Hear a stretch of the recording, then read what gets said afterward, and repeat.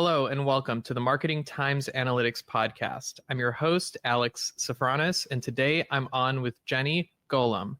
Jeni, would you like to introduce yourself? Hi, thanks for having me, Alex. I'm Jeni Golomb. As a former CMO and Harvard MBA, I founded Glassbreaker to guide women marketing leaders on their journey in the C-suite. I do personalized coaching and workshops to have them learn how to amplify their leadership potential, overcome challenges confidently, and deliver business results to achieve success. Sharing what I've learned over the last 20 plus years of my marketing career. And how did you arrive at this mission? What was that journey like for you? My whole career, I've wanted to do something that was good for the world or society in addition to being a good career for me. And I've sold things like gum and Slim Jims and diapers and cafeteria food, and it made for a good career, but it didn't give a lot back to the world. So last year, I had an opportunity to think about what do I really want to do with my career, right? I have been CMO at a couple different organizations, and what do I want to do next? And I thought, what's really important to me? And that's gender equity in the workplace. So I decided to start Glassbreaker and help guide women to achieve the success that I was able to achieve in my career. What is gender equity? How is that measured? The World Economic Forum just came out last month and said, at the current rate of change in the United States, we will not have gender equity in the workplace until 5 generations from now. So my great granddaughter might have an opportunity to have gender equity in the workplace. What does that mean? That means equal opportunity for promotions, being seen similarly in the workplace, making sure that there are accommodations for things that women need, maternity leave, without having that negatively impact women's careers. 5 generations. That's why I started Glassbreaker, because I need to do something to help shorten that gap, because that's just not acceptable. So tell us about how you're doing that. What are the sort of things you're doing that can help close this gap? My long-term vision is to work with companies to help them make changes internal to the system so that they can change their culture, their practices, their policies to make it easier to have gender equity in the workplace. That's a longer term vision, not quite there yet. I'm starting with how can I help women navigate the system the way that it is in order for more women to be successful, get to the top, and hopefully drive some top down change. So for me, that looks like one-on-one coaching with female executives. It's women who are trying to get promoted and just need that little boost of confidence to help them get to the next level. Coaching women who are already at the top level and went, oh, crap, like I'm here. How can I make sure that I deliver now? And again, giving them that little boost of confidence they need to be successful in their roles. It's doing workshops for different ERGs at companies and helping women learn the skills they need, up-level themselves to be more successful in their careers. Starting there and from the bottom up, and hopefully someday working from the top down as well. Yeah, that's interesting. Definitely seems important to provide those kinds of resources. How did you had a really impressive educational career story. How does that factor into this? What were the sort of things you learned that helped you with this new chapter in your life? Great question. I have an engineering degree undergrad from the University of Michigan, worked as an engineer for a couple of years at Motorola. I was the only woman in a department of more than 200 engineers. So that really gave me a good idea of what it means to be in the minority from a gender perspective. Went and got an Harvard MBA, as I mentioned, and started my career in marketing from there. Certainly, there are more women in marketing than there are in electrical engineering. But what I still found is that while the junior ranks are filled with more women, the higher you work up, the more there are men. And that's really the gender barrier that we need to break from a marketing perspective to ensure there are equal gender numbers. What I do not only is it executive coaching, but also because I've been a marketer for more than 20 years, there's an advisory perspective as well. I'm a sounding board for my clients to say, here's my brand plan, or here's my strategy, or here's what I'm working on. It's someone to bounce ideas around with from someone who's been in your shoes for the last couple of decades. I have a devil's advocate question. Why do we need to have equal representation at the top ranks in marketing between genders? We know that women have a lot of skills that make them, in a generalized perspective, very strong leaders in terms of emotional intelligence, empathy, and these sorts of things. Men have really held the keys to the castle for far too long. Even at Harvard Business School, women were not allowed to be a student at Harvard Business School until 1965, which is just absolutely crazy. And we have a big gap to fill to make up the ranks. I think that women and men should have equal opportunity to be successful in the workplace. And it sounds like equal outcome, that they're both ending up in the same place. Is that right? Exactly. Interesting. Okay, I want to shift a little bit. I'm glad we talked about that because it sounds like this is a very important piece of this story is the sort of impact, the greater impact that you're having on the marketing ecosystem. But I want to take a step back and ask more about your experience with marketing and some of the things that you did as a CMO. That's such an important role and a very high level and strategic role. So I'm curious, what was that career path like to get to a CMO? Started as an electrical engineer, decided I wanted to be in marketing probably 6 weeks on the job. I looked around and went, I cannot do this for the rest of my life. I went and got an MBA to make the transition into marketing. When I graduated back in 2003, the economy was not great. It was just post-internet bubble burst. And it was really hard for an electrical engineer with no marketing experience to get a job in marketing. I coined something that I call the theory of concentric circles. And it's really, what is that bullseye of what are you targeting to do for your job? For me, my dream job was to be a brand manager at a big CPG company in downtown Chicago. That was the dream. If I could be a brand manager, how amazing would that be? Unfortunately, no one wanted me to even be an assistant brand manager at a big CPG company in downtown Chicago. So that was my bullseye. And then I had to release my constraints until I could get a job that was maybe a stepping stone to where I wanted to go.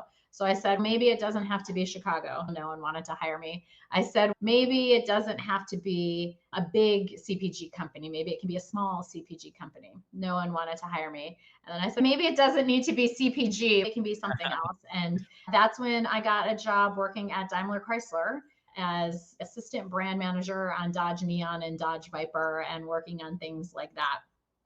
Not exactly what I wanted to do, but that was okay. I learned so much about marketing in my role there that I was then able to translate that into a job working for a smaller CPG company called Marisont. They make Equal, the sugar substitute. I worked there for 2.5 years and learned to walk the CPG walk and talk the CPG talk. Then I went to interview for ABM positions with the big CPG companies. True story, on the same day, I had offers from Wrigley, PepsiCo, and Unilever and had my choice of those companies. I chose Wrigley, the gum company. That was my dream, right there in the Wrigley building on Michigan Avenue. And I worked there for 7 or 8 years, worked my way up to senior brand manager and learned so much about marketing at that company because gum is not a necessity for anybody, right? You only need to buy gum if you feel like you need to buy gum. And what can we do as marketers to make sure that you are buying the category, penetrating the category, driving frequency, and so forth? So it is all about consumer marketing. I learned so much in my time there. I worked on Juicy Fruit. I was on the team that launched 5 Gum. It was brand new at that time. I worked on Altoids, the seasonal business, Lifesavers, and so forth. And then had an opportunity to start to work my way up the ladder more. I went to a smaller candy company called Farley's, subsequently bought by Ferrara. I was a director of marketing there. After that business was sold, I became a director of marketing at Conagra, where I worked on the salty snacks business, Slim Jim, David Sunflower Seeds, and so forth. From there, I became a senior director at Kimberly-Clark, leading the Huggies diapers business globally. And then from there, became chief marketing officer at Daisy Brand Sour Cream, where I worked for a handful of years. Finally, I was leading North America marketing at a company called Sodexo. This is my first foray outside of CPG. It's outsourced food service, college cafeterias, hospital cafeterias, corporate cafeterias, something like that. I was there for the last 3 years until I quit and started Glassbreaker. I want you to ask yourself a question. How much of the data that your business collects is actually used to drive contextual marketing campaigns?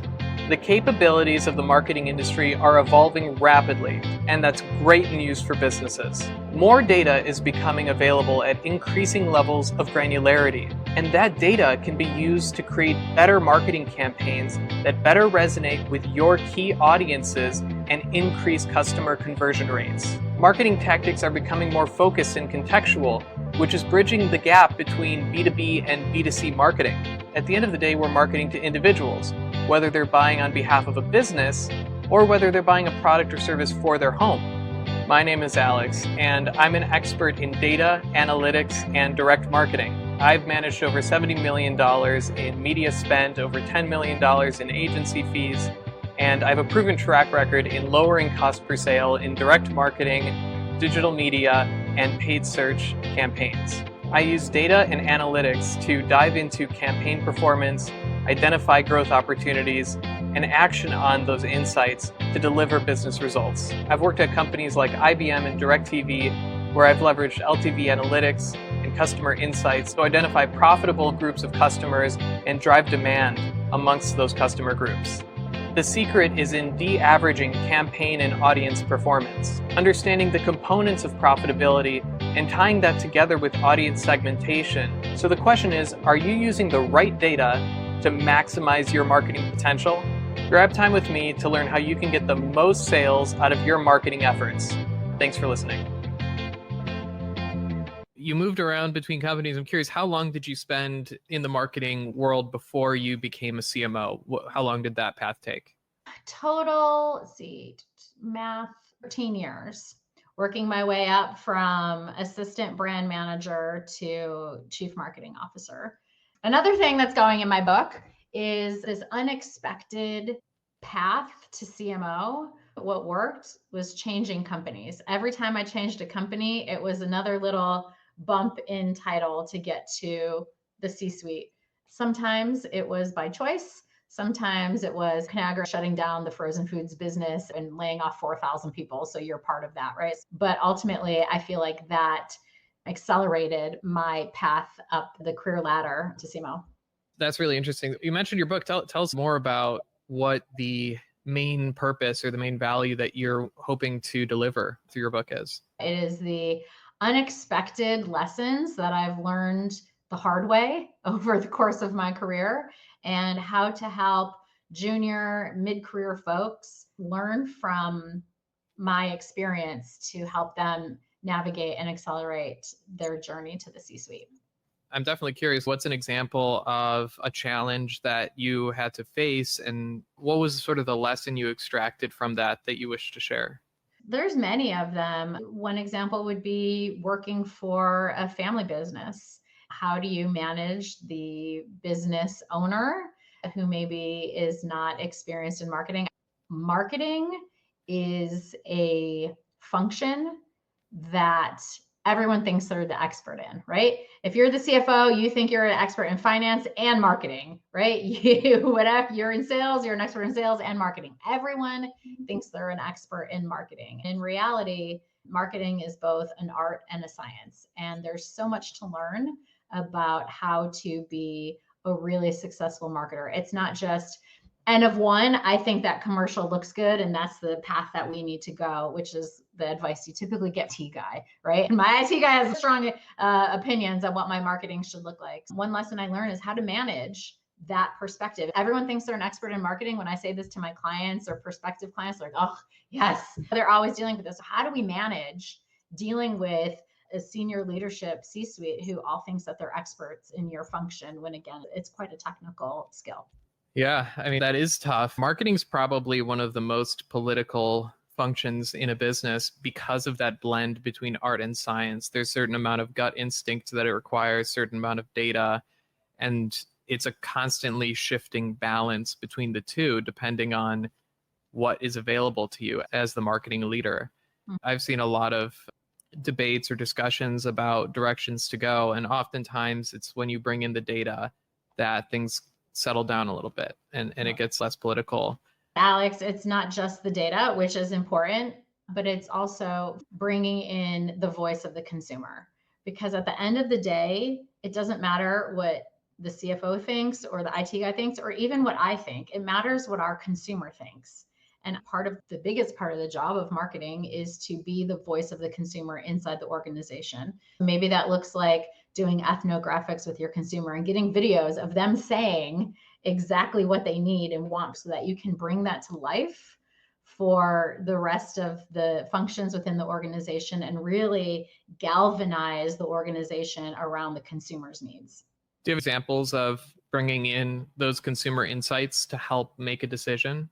When I was at Daisy Brand, lots of experts in marketing in that organization, and we were launching cottage cheese singles that had fruit on top and cottage cheese in the little bowl, and really trying to figure out how to position that, who's eating it, and so forth.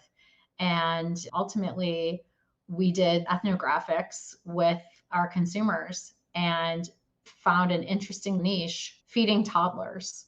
Cottage cheese is a perfect food for toddlers because they can't choke. It's very high in protein, high in calcium, and so forth. Good for baby. And it's something that moms can let baby eat without having to watch them to make sure that they're not choking. So we did tons of ethnographics with moms and toddlers on their hips and putting them into the high chair and watching them serve this cottage cheese. And we made all these videos and a little montage that I brought to the next department head meeting and shared it. It was just this big aha moment when the consumer is saying to you what they need versus me saying it or the data showing it, having it brought to life. And from that, we were able to create a campaign specifically around marketing to moms of toddlers. And where are moms of toddlers? They're on Pinterest. We did YouTube ads and things like that so we could find moms where they are with their toddlers. Makes a lot of sense. And I needed extra money to do that. So I guess that's the important takeaway, right? Like I wanted money to do a toddler campaign. And when I brought it to life, they went, okay, here's some extra money to go after this audience because we can see how important it is. I think that's a big part of marketing that can be a little uncomfortable to talk about sometimes. This incentive to grow the marketing budget. For some reason, people tend to rally around that. I remember previously I would have some people I worked with that were like, we're going to make this campaign so successful that we get a much bigger marketing budget next year, drive more value. And it seems like that's this underpinning of the way that some marketers think is how do we maximize the budget? How do you approach that thought? Are you looking at maximizing the budget? How do you see the revenue generated and the cost coming from marketing within the greater context of the business? Should marketers be seeking to increase the budget? If they are, what are the metrics that should be looked at to justify a larger budget? How should marketers be thinking about budget in general? Great question. When I first started in marketing, we didn't have nearly the number of metrics available to us as we do present day. Then it was more trying to be persuasive about why we would need more money. Every company I've worked for, with maybe the exception of Chrysler, had a lot of money for advertising. My budget has been small. My budget has been cut, and I am expected to do more with less. That has been par for the course over the entire 20-year period that I've been doing things. That has taught me how to be very scrappy. And sometimes, as in the cottage cheese toddler example, sometimes you're like, I would really love to do this, but I don't have the money. And it is all about creating the business case for why this would be a good investment. Because the number one thing is you do not want marketing to be seen as a cost center. You want marketing to be seen as a revenue generator, and everything should have positive ROI on what we're doing. Not always everything hits, that's for sure, but balanced out to be a positive ROI across the board. Would I love to get more money? Sure. Have I made cases for more money? Absolutely. But that is not my primary goal. My primary goal has always been, how do we deliver business results? And I think that's the really interesting thing about CPG marketing is most places, the marketers own the P&L.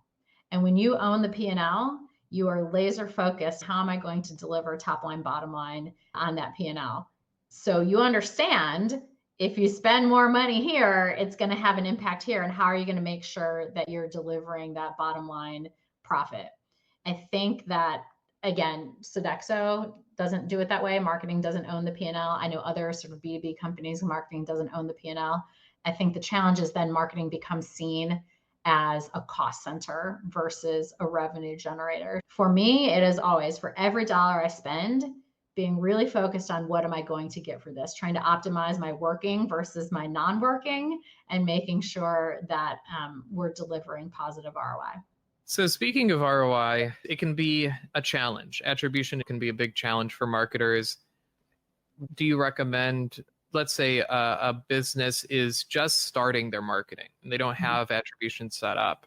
How do you attribute revenue to different tactics, especially in the upper funnel? Yeah, it is very challenging. The easiest way to do it is when you have a big company like Daisy Brand and you're spending tens of millions of dollars on TV vehicles, you're able to do a marketing mix analysis and they tell you exactly, here's your ROI on this, here's your ROI on that. And that is obviously far easier than when you're just starting out and smaller budgets and how do things work and so forth. I think, again, the digital age we have now versus what I had back when I was an ABM make it a little bit easier to show, to have numbers supporting what's happening. It's really hard to tie that red thread back to revenue, but again, focusing on what does that revenue number look like? So trying to keep that close eye on sales versus what you're spending on marketing and making the connections where you can. I don't have a silver bullet for that, unfortunately. I think it's very difficult. Do you have good ideas on how to do that? I think it's pretty similar to what you said. The marketing mix model in today's age, and we're recording this in 2024, could be different next year. It's practical and easy to get behind if it's built correctly. People have to agree on how it's calculated and the data it's based off of. But assuming that's all built out, I think the MMM model is really top tier in terms of what can be used to understand the relative impact of different tactics, especially in the upper funnel. I would say it's important to try different attribution methodologies and see what the results are to understand. I don't think you have to use the same attribution for each tactic. As long as you have one common attribution for all the tactics, then you can look at each tactic with a second layer of attribution for some tactics that may be specifically volume drivers and are not meant to have incrementality or generate net new people, prospects or customers. And that's okay as long as the business is aware that it's not generating net new customers. You would just look at a more direct attribution, probably more in the lower funnel. You always have to have some common link between all of the tactics, and that would help for things like budget planning between the different tactics. Yep. It's fun, honestly. We have so much data in today's age, and more so than data, we have models. And models have really transformed marketing from guessing to educated guesses. We're getting better with it. I'm curious, in your background, what are some of the tactics that you've tried that worked really well, and what are some tactics that didn't work so well? What always works really well is if you start with your target consumer is and work your way up from there. So many times other departments say, oh, we have this idea that consumers do blah, blah, blah, whatever it is. And it may not be right. And it may not be true. It may not be data based. It may just be their opinion. I am constantly touting, anyone who's worked for me can tell you, starting with a consumer insight, finding that universal truth that connects them to your product so they look at you and go, wow, you really get me. You understand me. This is exactly what I needed, this product at this moment in my life, and you found me. When you can make that type of connection, that will drive purchase every single time. And then, of course, your product needs to deliver so you can drive repeat as well. But when you make that kind of connection, it will absolutely drive purchase, drive sales, drive repeat. A great example of how I did this, working on Daisy Sour Cream. Sour cream is a product heavily used by Mexican consumers, specifically Mexicans. If you look at other Latin American countries, their sour cream usage is minimal to none, but Mexicans, heavy sour cream users. And so for the first time ever, based upon data that we got when I started working there, I did some analysis and understood the Hispanic consumer, specifically Mexican consumers. I decided we wanted to try to reach our consumers directly and did a lot of work to understand who they are and dive below the surface. I always call consumer insights like an iceberg. A data point is just the tip of the iceberg. That's what you can see above the water. But the real iceberg is huge and everything that's below the surface. And that's where insights live, below the data point, under the surface. We spoke with so many Hispanic consumers, did a ton of research, and learned that there are 4 things that Mexican consumers were really passionate about. And we call them the 4 F's: family, faith, food, and football. And of course, football being soccer, right? And for those 4 things, man, our Mexican consumers were really passionate about. Now, faith, we weren't going to touch. That wasn't something we were going to do. But the other 3, family, food, and football, how can we pull these things that our consumers care so much about and help insert Daisy sour cream? Long story short, we did a sponsorship of the Mexican national soccer team. And interesting point about the Mexican national soccer team, they have as many or more fans in the United States as they do in Mexico. And the fans in the United States actually have more money per person than they do in Mexico as well. And the Mexican men's national soccer team actually plays more of their games in the United States than they do in Mexico because it's a revenue driver for them. So when we sponsored that team, unlike other sports in the United States, you sponsor my team, that's cool. Mexican national soccer team, you sponsor my team, I'm there for you. There's a 2-way, wow, you care about me, I care about you. And we were able to do really cool things. We got some of their best players on the men's national soccer team, and we created these little videos where the player and his mom would be in the kitchen making some of their favorite recipes. Of course, those recipes featured Daisy sour cream, and it was behind the scenes of the player and his mom, something that all of the Mexican national soccer team fans wanted to see and ate up. And that drove our sales with our Mexican consumers tremendously. We did in-store components to support that. We did giveaways with tickets and so forth. And it was extremely successful for us. We continued that for the next couple of years. All of it with the underpinning of, what do our consumers really care about? Food, family, and food. So bad experience is when you don't start with the insight. A bad experience is when it's like, hey, the boss wants to do this, or someone came up with that idea, or we have the opportunity to do free, whatever that looks like. If it's not related to what your consumer wants, it will fail every time.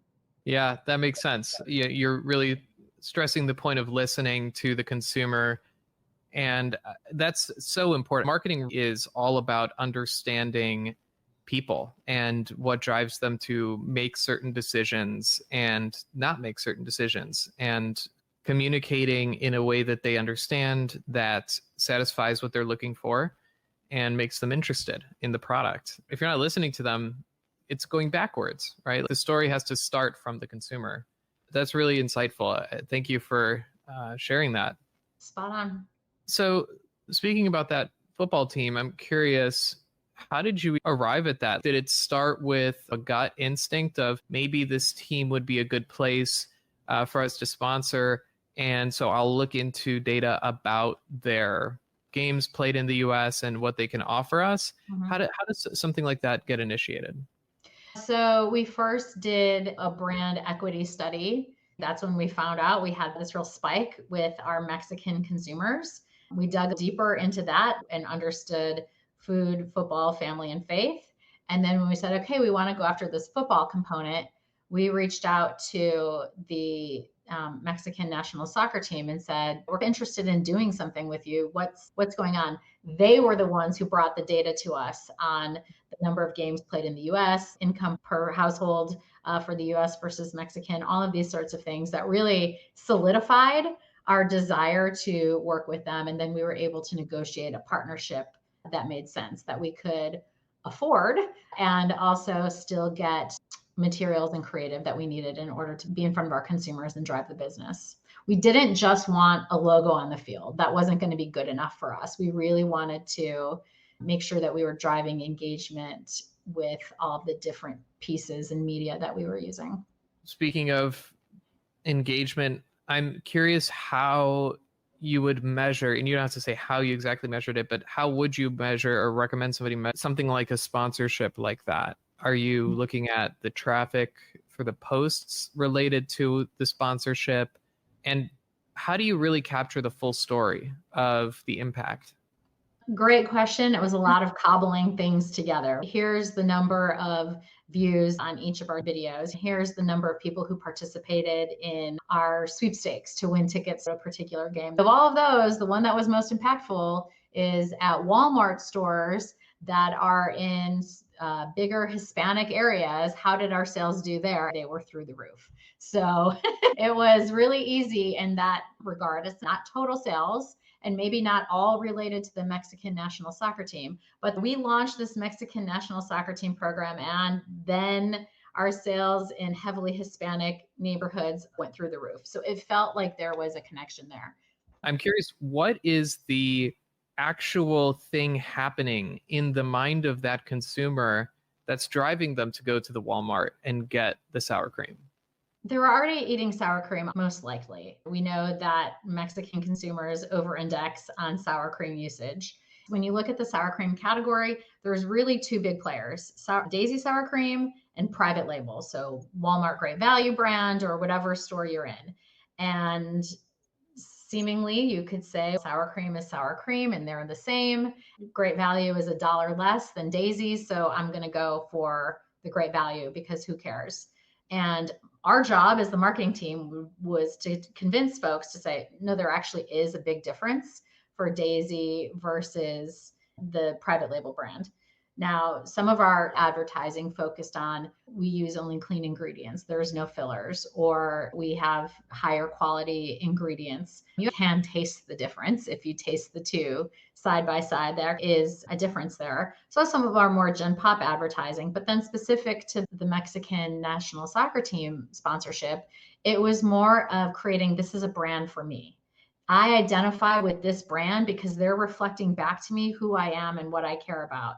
And if this star player on the Mexican national soccer team is cooking with his mom and he's using Daisy sour cream, then that is clearly a brand for me also, and creating that emotional connection. And it's an emotional connection for sure. We didn't say this is cleaner ingredients or this is better. We just said, hey, this guy uses it and this is a person you're really passionate about. And we created the emotional connection that way.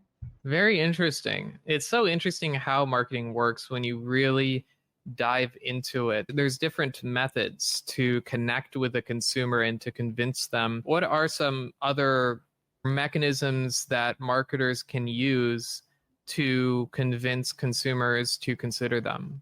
It's almost an endless list of what you can do, and it depends on your objective. From an awareness perspective, just getting folks to be aware of whatever that point of difference is that you're trying to talk about.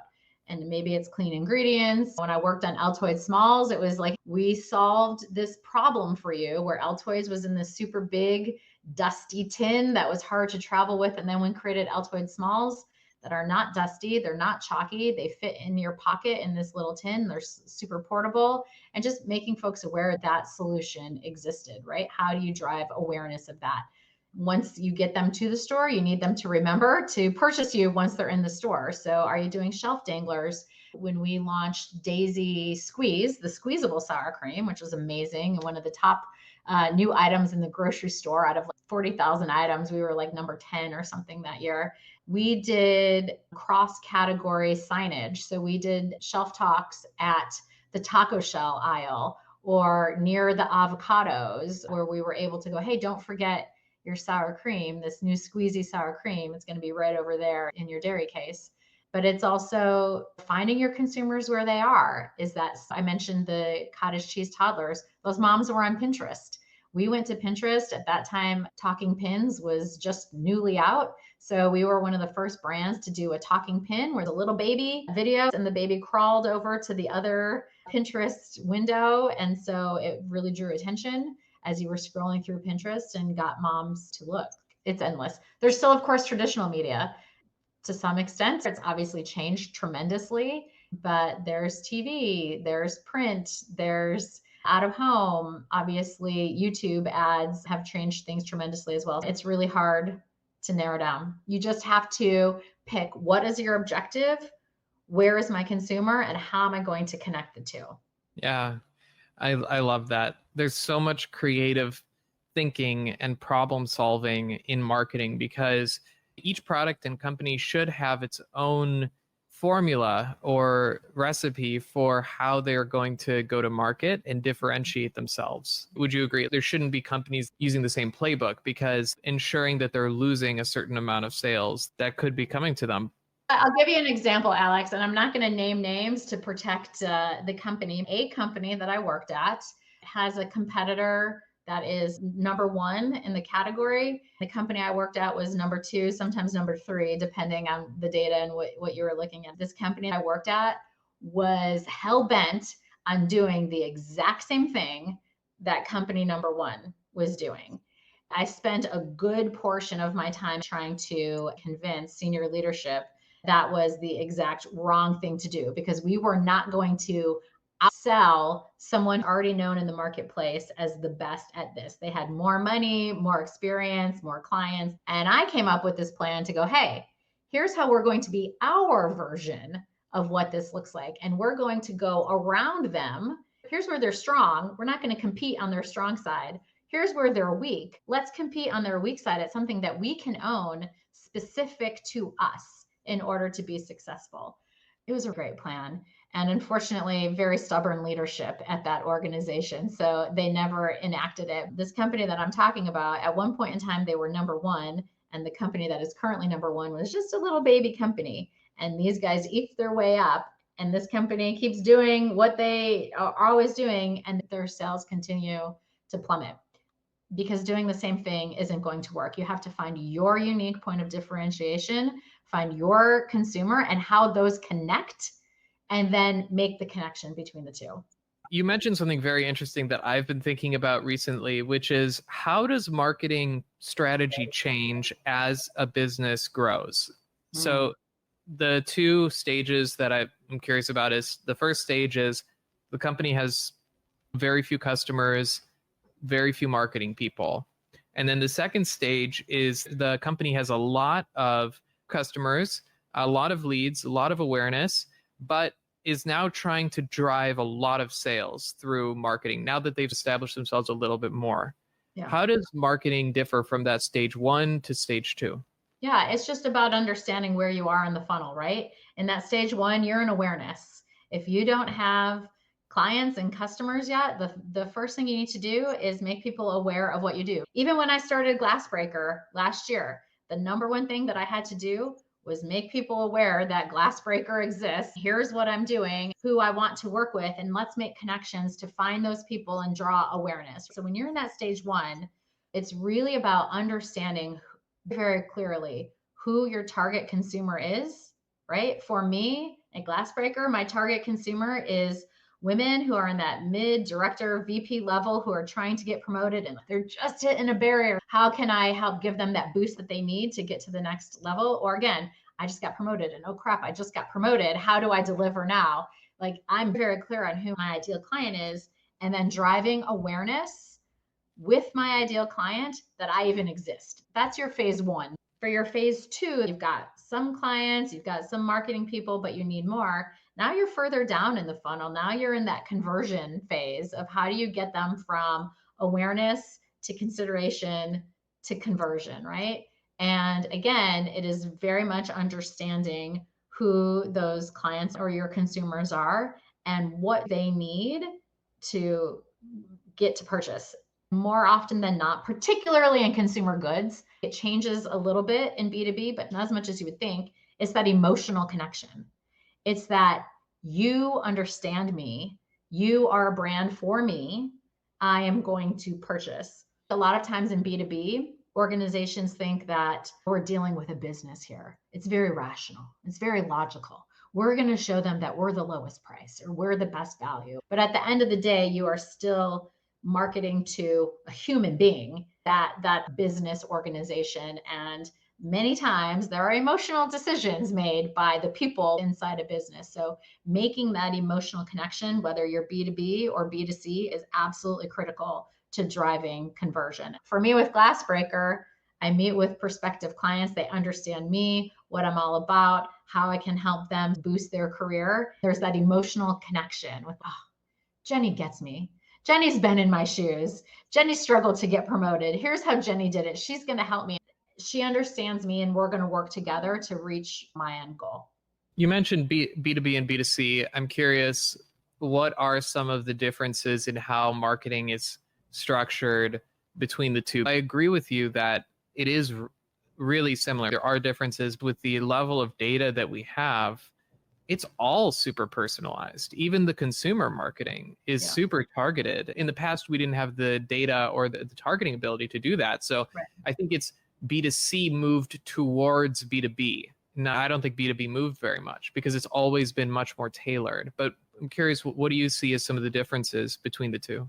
For me, the biggest difference is being a consumer-led business. At least the companies that I've worked at in B2C, CPG, we're very consumer focused. How are you going to get someone to pay an extra dollar for your tub of sour cream versus the private label sour cream? Or how are you going to get someone to pick up a pack of gum as they're going through the checkout? Being really starting with the consumer. B2B tends to be either more operations driven or more sales driven, depending on the company, and they lose track of the consumer. Just in my experiences, the B2B companies that I've worked with, either as clients or Sodexo and so forth, they're less focused on the consumer. At Sodexo, I worked to implement a B2B4C perspective, right? Our clients are the universities, the hospitals, and so forth who need or outsource food service.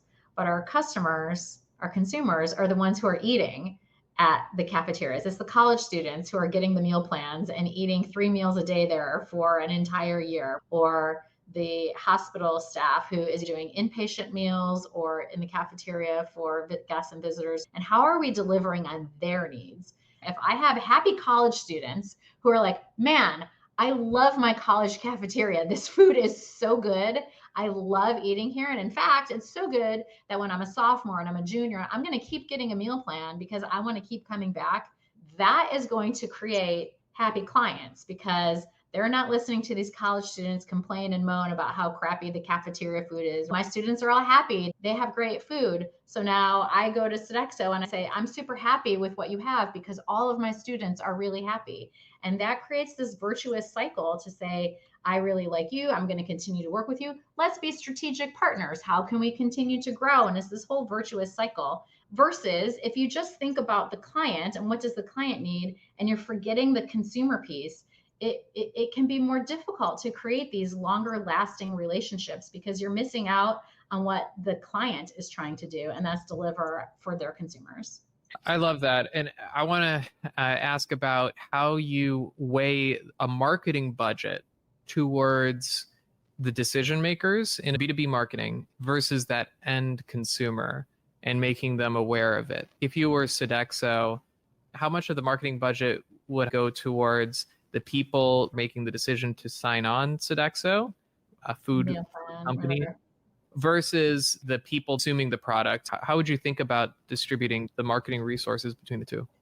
Yes, it's a great question. It's not necessarily about having end consumers be aware, like, oh, Sodexo, they're a great company. It's more about if I'm a student at the University of Denver, how can I get those students to sign up for meal plans? They don't necessarily need to know it's Sodexo, but how do I get them to sign up for meal plans or eat in the cafeteria more frequently, or use our robot food service delivery more frequently, or to use our app and digital ordering more frequently so that we're driving usage amongst consumers, right? There's a share of wallet for your consumers, and they're either going to eat in the cafeteria or with one of our other dining services, or they're going to go up to Main Street and order at Chipotle. How do we get a bigger share of wallet internally? So then the question becomes the split between making sure we're capturing our fair share of wallet and then communicating to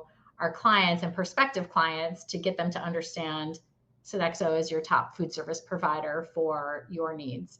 I think for me, it depends on the life cycle. So if it's a prospective client, we're spending all of our money going after the client and not thinking so much about the consumer. Once we have them as a client, we're still communicating with our client because we want to make sure we retain our client and make them happy. But then we also shift some of our budget to those end users as well to make sure we're capturing our share of wallet.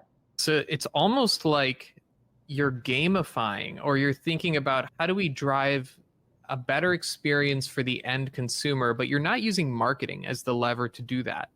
You're using the product and the way the product is configured and brought to market. Is that right? Yeah.